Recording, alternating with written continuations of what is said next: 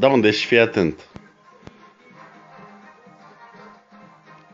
Dai atacul ăsta, faci zoom și dai 3 light pe ăsta. Uite, am pus să apară o bulină când ating.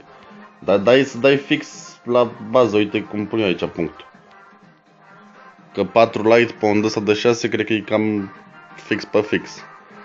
Apoi, dragonii când îi pui, știi că se duc la cei mai aproape. Trebuie să întrerupi aici și aici cu regina și cu regele, ca să nu se ducă pe margine. Să iei structurile astea și apoi să ducă spre centru, spre air defense-urile alea.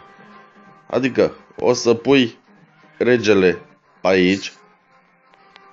Uite, pe aici, să distrugă asta și asta, sau în fine ce-o distruge. Și regina aici, să distrugă asta. Dacă ia și elixirul ăsta, e forță. Sau ăsta măcar. Și după aia pui dragonii. Vreo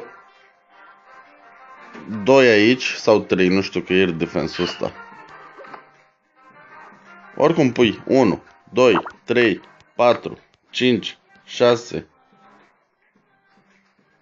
7, 8, 9, 10. Da, deci o să vină vreo 3 pe aici. Și cam după ce au distrus structurile astea, primul rând, pui baloanele. Aici. Să se ducă spre air defense-urile astea. Și când se suprapun baloanele cu dragonii, pe aici, pui rage.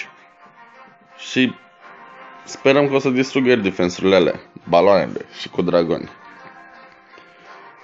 Și în funcție de tezele sau ce mai are pe aici și capcane, o să faci 2 sau 3 stele. Are și X-Bow astea pe aer, nu știu dacă o să faci 3, dar 2 trebuie să faci sigur. Dacă n-ai înțeles ceva, întreabă-mă.